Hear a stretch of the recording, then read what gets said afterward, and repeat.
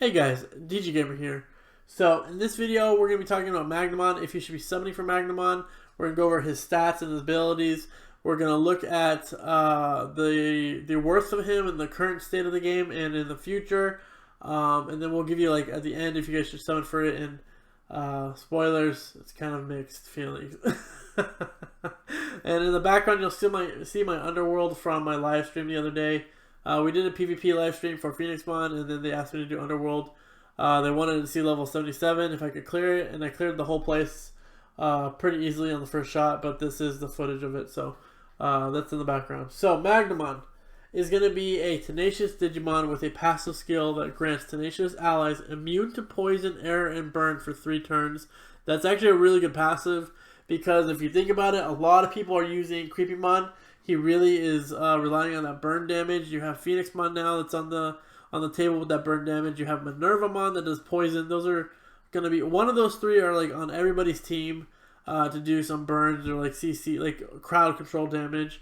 So if they can hit with everybody with their burns and everything, it's going to be great. So a lot of people are running that in the current meta. So that's going to be a really good passive. And if you think about the other tenacious Digimon that are going to be in that list of PvP worthy announcements are going to be, or shoutouts are going to be the Hyendramon, and you have your Gankumon. So those are two really strong, tenacious, tanky Digimon.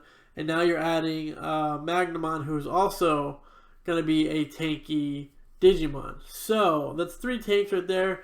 Besides that, though, you don't really have a team comp, except for if you want to throw those 3 on the team with like a Pleasomon and then somebody on the side to do damage. I can see that being a team comp, or like the tanky builds. If you had those 3, Pleasomon and Creepymon, that'd be a super strong tanky build. So he is going to be in some of those teams that are going to be top tiered teams in PvP, but he doesn't really fit in anything, if that makes sense. Like Gankumon is really good for PvP, but at the current state, he just doesn't really have a place besides being like a badass, you know what I mean? So that's, I feel like, where Magnamon is going to be sitting. If we look at the main skill, it's going to be a 220% to 3 targets with the ability to increase the power resistance for 30% to the entire team, and then does a self counter increase by 50%. That's for 2 turns. So that's his main skill, is going to be an AoE.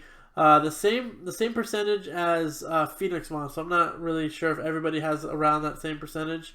Or I'm just noticing now, or what. But I know Phoenixmon had about like 280%. So that's going to be doing as much as like a Phoenixmon kind of does. A little more because his power is a little higher. So the power on this guy is going to be a 2520 versus Phoenixmon's is lower power. I definitely know it's lower. So the sub skill is going to be a 320% to a single target. That increases his self power by 40%. So that's going to be good for his AoE. So if he wanted to do that first, get that power, it's kind of like, acts like the War Greymon's ability, but War Greymon is going to be a 50% increase, but this is the same kind of principle. So you're going to go and power yourself up, get that 40% power, and then you're going to hit harder with your main skill.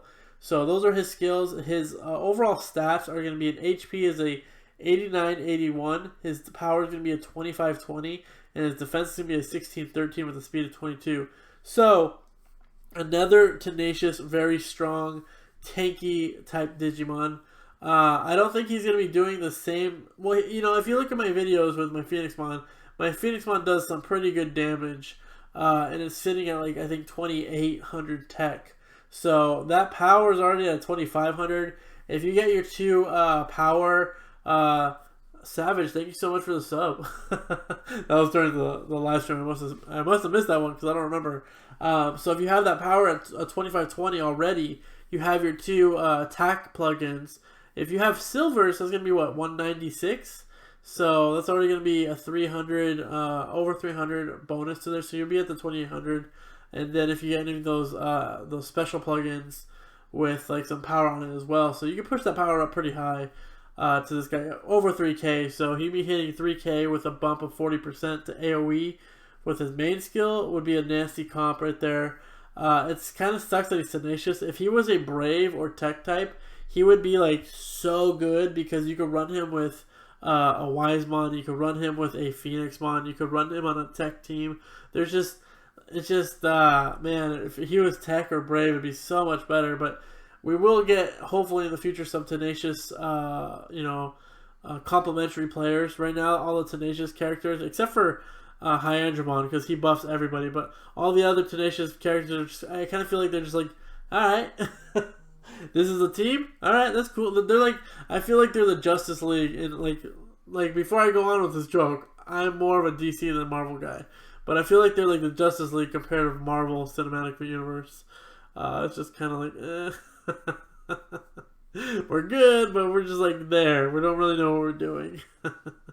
So if they were Tech or Power, it'd be better. But he's still going to be a really good Digimon. But you could arguably say you could pass on him because he's not, going to be a top tier like team setups. But I think he's going to do very well on a tank team. So if you had like a Pleasomon, your Creepymon, Hyandramon, Gankumon, Magnamon, that's going to be a very hard team to kill.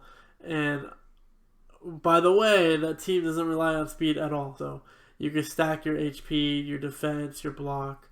So I'm going to summon on him, guys. I'm going to summon for sure on both my accounts. I can't wait to summon for him. But if you don't get him right now, I don't know. I still want to say you should summon for him, to be honest. I really think you guys should. But there is an argument that I'm not going to... If we look at the current state of the game, I'm not going to, deny. There is an argument that you can skip him and be perfectly fine. So let me know in the comments below if you guys are going to pull for him. I definitely will be pulling for him because, first of all, that's content. And second of all, this is one of my... second favorite Digimon line, so definitely going to want to summon for it.